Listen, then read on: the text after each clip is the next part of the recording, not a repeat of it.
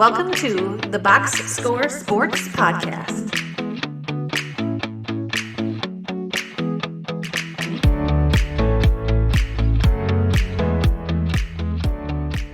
Welcome back, everybody, to the Box Score Sports YouTube channel. I'm your host, Ryan, and what we are doing is we are going to be previewing every single NBA team to celebrate tip-off week in the NBA. We're going to have videos of every team's, hopefully 10 minutes or less, of our favorite moves, least favorite moves. We're going to talk about questions, concerns. We're going to predict whether they're a playoff team, a contender, a lottery team, or a play-in team. We're going to hit on all those and every single teams. But before we get into it, like the video, subscribe to the channel, and let me know your thoughts on your favorite teams going into the season or on the team of each video that we will be posting.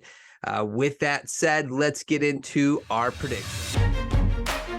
Previewing the Sacramento Kings.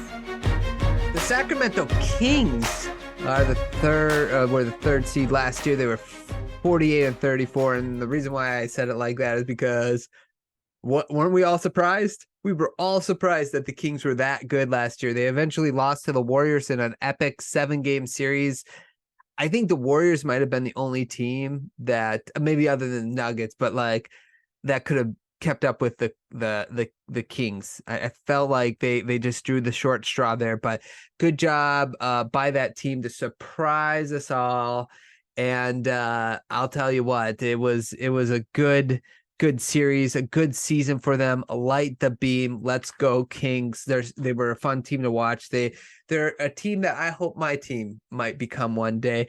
Let's talk about favorite moves. I like that they got Chris Duarte. It's his third season. He had a really solid rookie year, and just because of minutes and rotation, he didn't get a lot of minutes last year. So he had a really down year last year, and to trade for Chris Duarte, I think, is a good move by the Kings. It's a nice little flyer for them. And I also like that they kept Harrison Barnes. I think Keegan Murray could take a jump this year. That's what I'm looking forward to. But Harrison Barnes can either play alongside of Keegan Murray. He can also be the backup, or the starter, and Keegan Murray be the starter.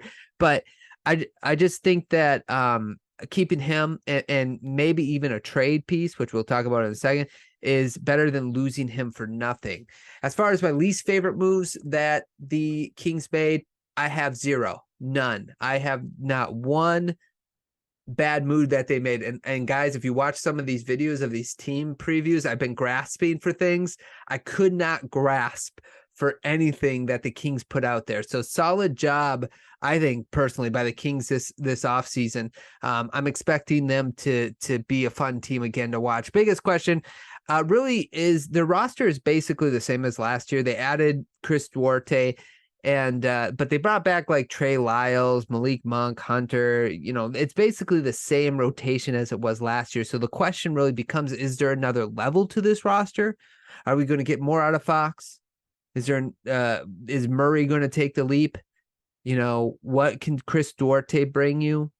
They got that. They got all those questions that we got to see answered, because I think they're still a playoff team. Spoiler alert. But because they're a playoff team, I don't know if they're a contender yet, but they can be if they just have a couple of their players just take that next step. I'm really excited about this team, but they just need that one extra piece, that one extra step. That's whether, and that could be the improvement of players on their team, or it could be a trade. And that's another thing. They do have a pretty solid roster, pretty deep roster. Could they move some pieces to get another player to solidify this roster a little bit more? Either to add a little bit more competent depth, or, and what I mean, like, a player like a sixth man that can really come off the bench and do things, although Malik Monk is really good at that, or help with Malik Monk? Or is it like, could they get somebody who's just a level above just a bench player? Interested to see that. We'll see what happens there, but oh man, I lost my train of thought. We'll see what happens there as far as whether there's another level or a trade.